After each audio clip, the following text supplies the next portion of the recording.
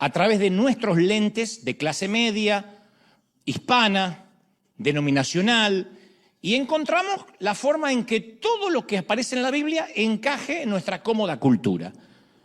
Lo miramos al Evangelio a través de los lentes culturales. Hasta que un día Dios nos quita el velo, nos abre los ojos al resto del mundo, a otras culturas, a otras denominaciones, nos muestra que Dios está con ellos, tienen otra forma de vestir, de hablar, de comportarse, de reunirse, de hacer música. Sin embargo, la presencia de Dios está con ellos y nos muestra que Él está con gente muy diferente a nosotros. No digo que por eso no esté con nosotros, digo que también puede estar con ellos. Y entonces el sistema en el cual Dios operaba según nuestras reglas y comodidad cultural empieza como a desintegrarse, empieza a desmoronarse. Ahí es cuando nuestra narrativa del Evangelio empieza a carecer de sentido. Como yo, cuando estaba hablando con este pastor de Uganda que me decía, nosotros todos los días oramos porque Dios nos transforma en mártires. Nuestro mayor privilegio es morir por Él. Entonces nos damos cuenta que algunos valores y promesas que aquí en Occidente le atribuimos a Dios solo funcionan en nuestro contexto cultural. En mi caso, a partir de ese viaje revelador a Uganda, Dios me regaló un punto de referencia. Es la primera vez que lo voy a contar en público, pero Dios me regaló un punto de referencia. Durante los días que pasé en África, no fueron muchos, conocí cientos de niños huérfanos, de esos que se te pegan a las piernas, a los brazos y te ruegan que los lleves a cualquier lado porque no tienen papi, no tienen mamis, están sedientos de amor, de afecto, de cariño. Y entre ellos conocí a quien ese entonces era una niña de cabello crespo con rizos naturales llamada Nasoumi Shakira. Nasoumi Shakira. Me sorprendió mucho y de hecho se me pegó el nombre por la particularidad. Nasoumi tiene su origen africano, Shakira su origen árabe. Y como ese segundo nombre es árabe, yo presumo que quizás fue en honor a la famosa intérprete colombiana, Nasoumi Shakira. Y Nasoumi Shakira era huérfana, dormía todas las noches a la vera del río Katonga, sufría de desnutrición crónica, neumonía, tenía malaria, había heredado el HIV y lo más predecible, el futuro que le espera a Nasoumi Shakira es, como le sucede a la mayoría de esas niñas desprotegidas, que algún desconocido a los 13 o 14 años la viole. Y a toda la tragedia que ya tiene en su vida se le sume que siendo una niñita tenga que hacerse cargo de un bebé o dos. Y cuando me fui le prometí a Shakira, como a tantos otros niños que estaban allí, que haría lo posible para darles una mejor calidad de vida, aunque no pudiera hacerlo, nadie puede con todo el continente africano, pero por lo menos a donde nos competía a nosotros, que son nuestros orfanatos, nuestros 300 chiquitos. Les prometí que no los iba a olvidar, le dije a Shakira que no la iba a olvidar. Ella no se me despegó ni uno de aquellos días. Y desde ese entonces ella se transformó en mi punto de referencia teológico. Lo uso para cualquier pregunta teológica difícil o que no sé qué responder. El punto es este. Si lo que predicamos no es cierto también para Shakira de Nijanga, entonces no es verdad. Si yo lo que predico acá no es aplicable para Shakira de Nijanga, entonces no es toda la verdad. Por ejemplo, si un sermón promete riquezas y salud a todos los fieles, no es verdad, porque esa teología convierte a Dios en un absoluto monstruo que solo bendice a los ricos occidentales y menosprecia a los cristianos de África, India, Pakistán, Rusia, los barrios pobres de cualquier sitio de Latinoamérica y cualquier otro lugar donde un creyente sincero todavía sigue siendo pobre. Si lo que predicamos no es cierto también para Shakira de Nijanga, entonces no es verdad, no lo puedo predicar. Si la doctrina predicada desde aquí eleva el estatus de una mamá con esposo e hijos y digo, ese es el plan de Dios para cualquier mujer, y lo pongo como el más alto llamado, casarte y tener hijos, eso omite a las creyentes solteras, a las que nunca se van a casar, cuyo estatus el apóstol Pablo consideraba preferible. Él dijo, es preferible que no se case, dijo en su momento. Pero nosotros, a veces desde aquí ponemos a la mujer casada o al hombre casado como el estatus ideal. Que no digo que no lo sea, pero ¿dónde quedan las viudas? Las que no tienen hijos por elección, por destino o por pérdida. Las divorciadas, las repudiadas, las abandonadas. Si estas personas pasan a ser ciudadanas de segunda clase en el reino, por no estar casadas, por estar embarazadas de solteras, entonces Dios excluye de su reino a millones de personas de la obra del Evangelio. Si el mensaje que Dios quiere darnos es que por estar en la iglesia te va a arreglar sí o sí el estatus migratorio, te va a dar mejor crédito, vas a poder comprarte la casa, vas a tener un perro, un buen auto, una familia feliz, o sea, una esposa sin madre, entonces no se trata del Evangelio, se trata del sueño americano. Vamos a ponerlo como es. Tendríamos que decir, ¿cuántos creen en el sueño americano? Y le damos gloria a Biden. Pero no disfracemos de religiosidad. Dios te trajo a este país porque quiere sí o sí darte una casa. Porque si eso que predicamos no es cierto para Shakira de Nijanga, entonces o Dios discrimina o no es verdad. La teología tiene que ser igual en todas partes o no lo es en ninguna. O es el verdadero evangelio o es el evangelio de mi pequeño Dios adaptado para la cartera de la dama y el bolsillo del caballero. O es el verdadero evangelio o es mi Dios cultural. Entonces yo creo que a veces deberíamos hablar más de Dios y menos por Él. Porque las grandes herejías no nacen cuando hablamos de Dios. ¿Qué herejía va a nacer a priori por hablar de Él?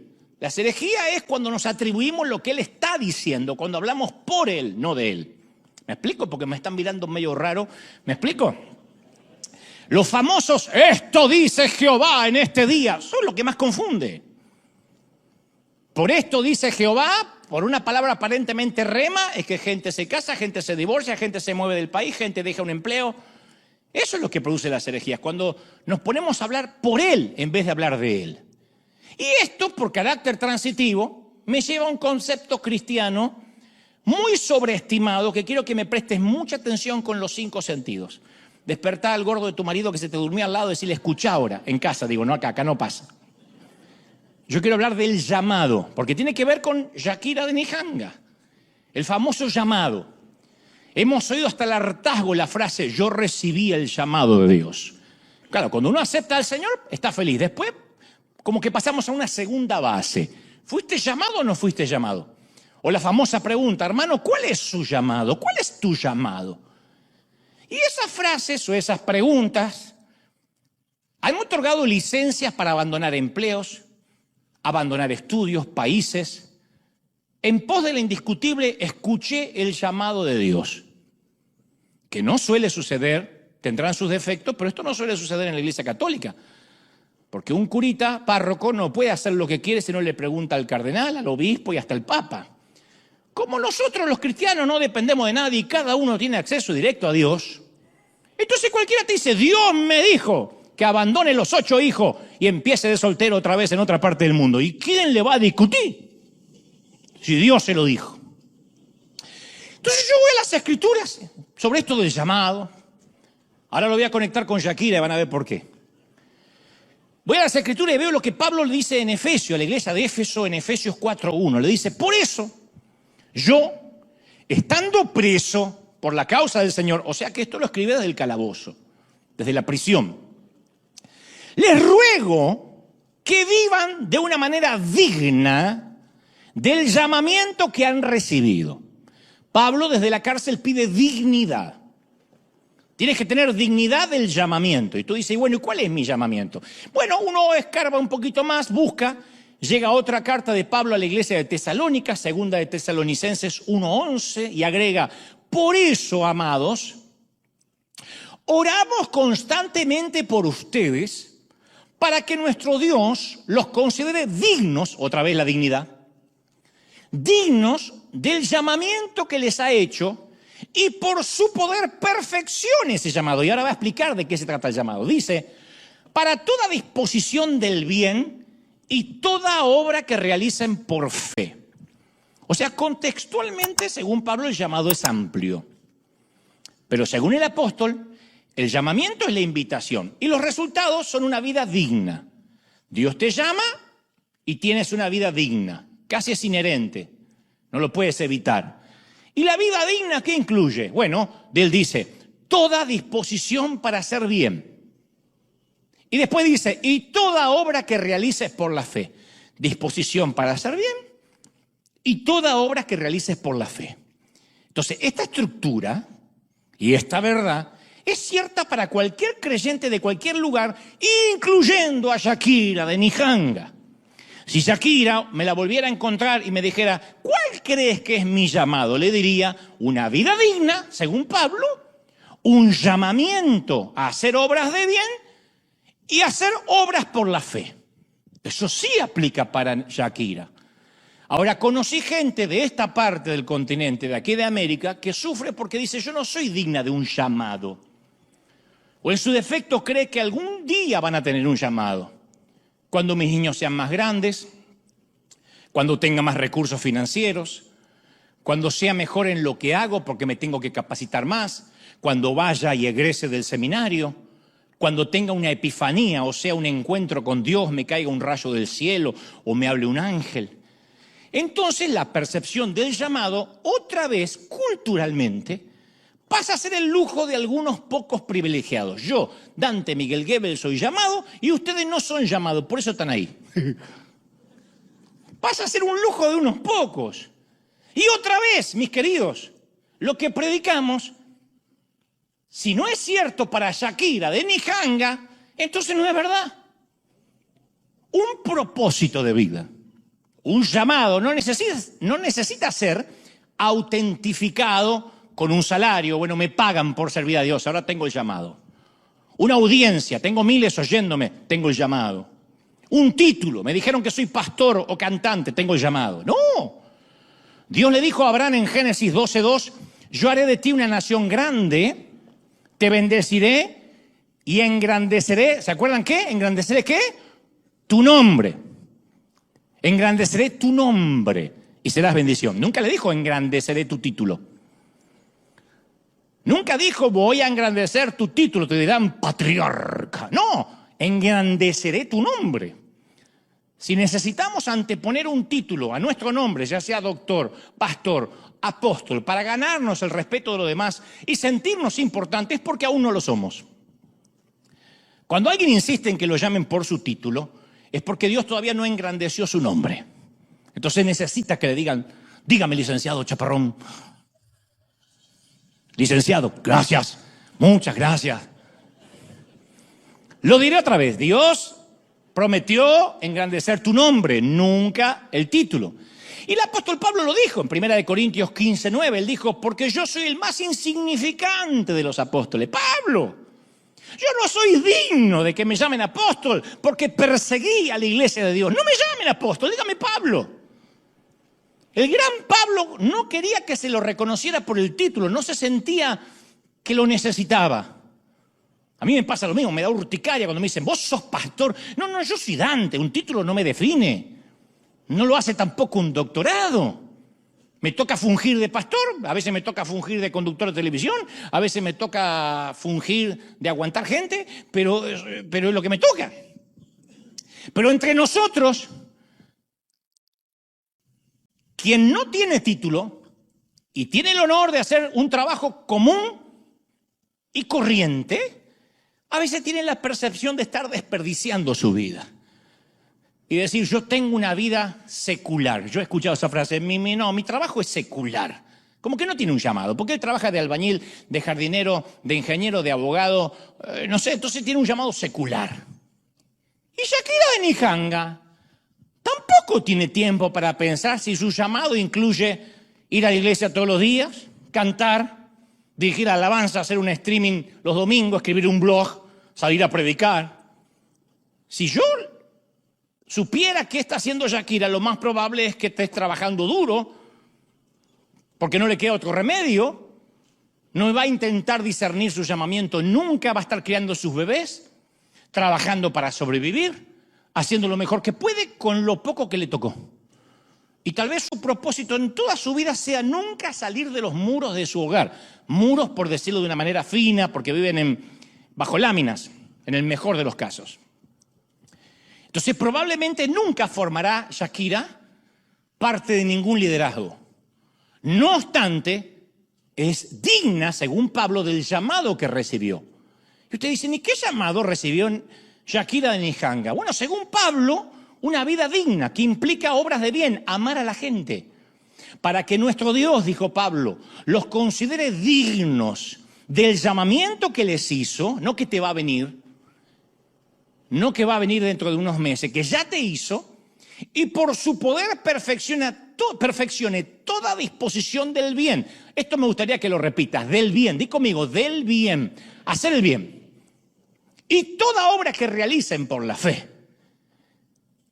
Te lo voy a poner así. En el pasado, nuestras abuelas y nuestras madres sudaban la gota gorda para llevar el hogar adelante. Excepto los que me miran raro porque se criaron en el Palacio de Buckingham o en Suiza, la mayoría tenemos madres, o tuvimos madres, o abuelas, o bisabuelas, que llevaban adelante el hogar como podían. Ninguna de ellas tenía ni secarropas, ni lavarropa, ni lugar para lavar los platos. Tenían que hacer todo a mano. Mi abuela tenía una tabla así que estaba todo el día poniendo la ropa y le decía, abuela, hay una lavadora. Te decía, no, cosas endemoniadas, no, a mí déjame con las cosas de antes.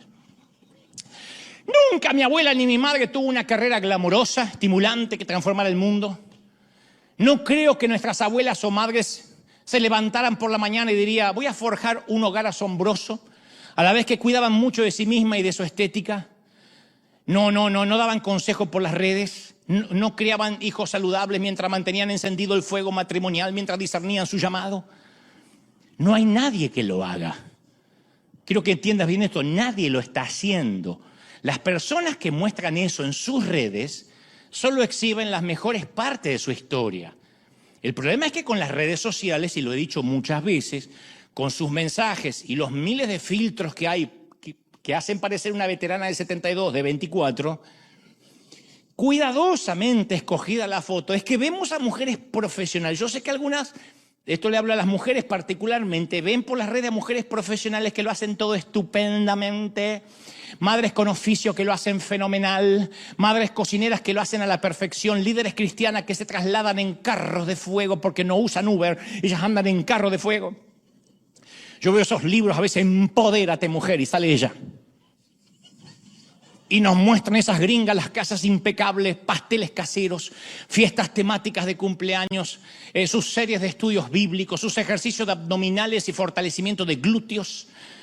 10 consejos para que tengas un matrimonio feliz, con 3 niños rubios salidos de un comercial de cereal y sus locas ideas para una noche divertida. Y además, esas cristianas rubias perfectas que se ven en las redes tienen el llamado claro. Todos los días toman 5 litros de agua, se levanta a la mañana y dice, toma tus 5 litros de agua, mujer, cuida el templo. No deben hacer pis, hacen maremotos esas mujeres. Yo tomo 2 vasos de agua y corro al baño, yo no sé cómo hacen. Bueno, no tienen próstata, eso es. Y en tu caso, cuando al final del día te miras al espejo sin maquillaje, desgreñada, sin ganas ya de bañarte, porque no tiene sentido ya bañarse este año. Te dice, ¿qué estoy haciendo mal? ¿Cuál es mi llamado? Y la ves a ella en las redes, la súper organizada, que además de tener un llamado a las naciones, te recomienda cómo exfoliarte la piel con un gel de placenta de foca que te va a dejar espléndida como ella.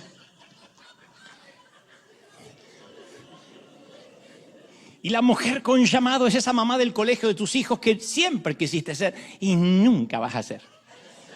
Son esas que están perfectamente maquilladas a las 6 de la mañana. Tú no quieres ni bajarte del auto porque te da vergüenza cómo estás. Y ellas llegan a la mañana como para la entrega de los Grammys. ¡Matías! Y andan enjolladas. La Kardashian es una monja de clausura al lado de ella. Y lleva a sus 3 nenes rubios a danza, a judo, a pintura, a esperanto, a foniatra, al dentista, a soccer, a natación. Y además de prepararle su plato favorito a su amado esposo, que es otro gringo rubio salido de una película, le queda tiempo para hacer un TikTok, Ir al gimnasio, publicar estados de Instagram con reflexiones bíblicas profundas. Son de esas que se comen una vaca entera y no engordan, son endemoniadamente flacas. Tampoco sudan, no se destiñen, no se le ven las raíces ni las canas, no tiene bigote. Es increíble. ¿Y a ti?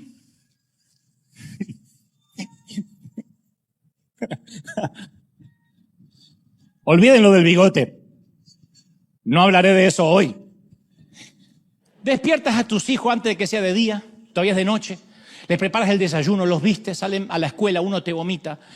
Luego vas al trabajo, si es que trabajas para poder alimentar tu familia, o te quedas en casa para criar otros pequeños que no se saben limpiar por sí mismos. Realizas 1.000.000 de tareas domésticas, se que multiplican como duende las tareas domésticas. Desarticulas 48 peleas familiares. Disciplinas 230 veces al día porque tu esposo jamás se involucra, vive cansado. Nadie le ha vuelto a escuchar su voz desde que dijo sí quiero en el altar. No volvió a hablar.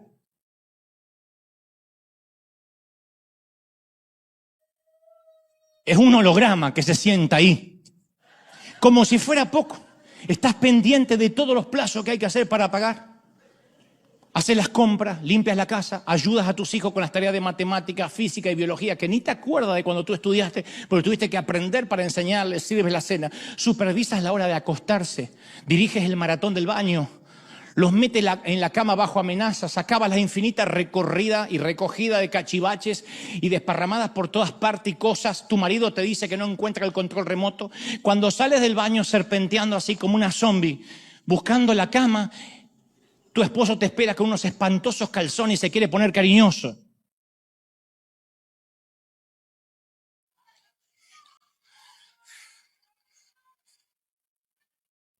Y cuando estás por dormir, exhausta, ya no das más, miras el celular para poner la hora para mañana despertarte, se te da por ver el Instagram de la rubia escuálida, que con su perfecta hilera de dientes de piano y su color bronceado en pleno invierno, muy fresa, publica en su Instagram: hola, mi reina, ¿ya sabes cuál es tu llamado?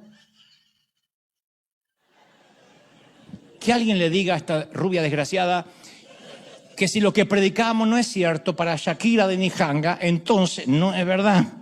No es verdad, no funciona. No funciona. Y lo peor es la culpa que viene cuando sientes que no tienes un llamado más espiritual o una vida más devocional. Pasa con varones y con mujeres. Porque medimos nuestra actuación contra un evangelio adaptado a nuestra cultura hedonista. Y no damos nunca la talla. Nos pasamos la vida preguntándonos cuándo vamos a hacer algo trascendente para Dios. Y mientras tanto, ¿qué tenemos? Una vida normal que suplica que la vivamos, que la disfrutemos, que la aplaudamos, que la celebremos. Entonces tenemos que encuadrar nuestra vida, como dijo el sabio Salomón, en etapas, en temporadas. Si tienes hijos menores de 5 años, no hay forma de irte a orar a la montaña, 40 días de ayuno, o cosas que harías si no tendrías hijos o si fueran mayores de 18. Por ahora te gobierna un diminuto ejército que tú misma creaste, tú mismo creaste. Y las cosas son así, por el momento, es una etapa. Si tienes niños en edad escolar, tu llamado es, o sientes como que fuera manejar un Uber. Tu vida semanal se divide en: llevo al nene a las 8, recuerdo que hoy sale a la 1, llevo al otro nene a las 8:30, tengo reunión de padres a las 2, llevo a los 2 a la tutoría a las 5, los recojo a las 6 y ahora que es de noche me olvidé que uno de mis hijos me está esperando en la puerta de la escuela desde las 3 de la tarde. Si es que te toca tener auto. ¿Qué exige de ti esta etapa? ¿Qué exige de mí? Entonces Dios es el único que puede ayudarnos a transitar las temporadas, estos campos minados de esta temporada, que a veces la maldecimos, la subestimamos. Uy, si no tuviera hijos podría servir al Señor. Tu principal llamado es crear hombres y mujeres fuertes con los niños que se te fueron asignados. Ese es tu llamado más importante. Dios no te va a mandar a las naciones si no preparas esos niños. Agradezco el llamado de mi mamá, que dentro de todas sus limitaciones, ella tenía la asignación de preparar un hombrecito que después iba a inspirar a multitudes. ¿Qué sabía mi mamá que yo me iba a dedicar? Pero ¿y si mi mamá hubiese querido decir yo voy a las naciones? No. Aunque no se inventaron las redes, yo tengo que preparar consejitos para decirle a otras mujeres que se empoderen. Y si el empoderamiento de ella era criarme a mí, que vaya que lo fue, darme valores, convicciones, obligarme a leer con voracidad. Lea, está aburrido, lea. Y mejor que lea, porque en 2 horas le voy a tomar un resumen del libro. Y me hacía leer. Lea este que es maravilloso, yo lo leí. Después me enteré que la vieja era una timadora, ella no había leído casi nada.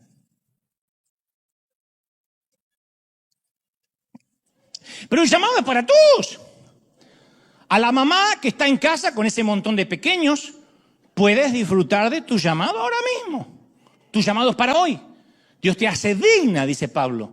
A medida que deseas el bien para tus hijos, suples sus necesidades, los alimentas, estás pendiente de sus pequeñas almas. No hay llamado futuro más importante que tu estado actual. Porque tienes acceso al amor, al gozo, la paciencia, la amabilidad, la bondad, la fidelidad, la ternura, el dominio propio. ¿Sí o no? Ese es el llamado de cada cristiano.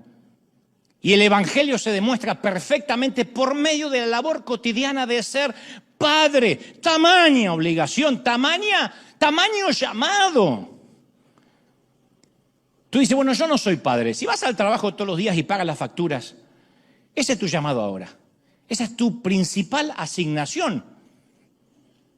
No me vengas con el cuento de que Dios me llamó a las naciones, dejas a tu mujer criando 4 críos que también son tuyos. Quizás los críos te abrumen y siempre es más lindo que alguien te pague el viaje y 2 noches de hotel para predicar un par de noches por ahí, te lleven a cenar, pero aunque no te guste, son tus críos. Y aunque te guste jugar a ser el apóstol de las naciones, tu llamado esencial son esos hijos que estoy seguro que te gustó hacer.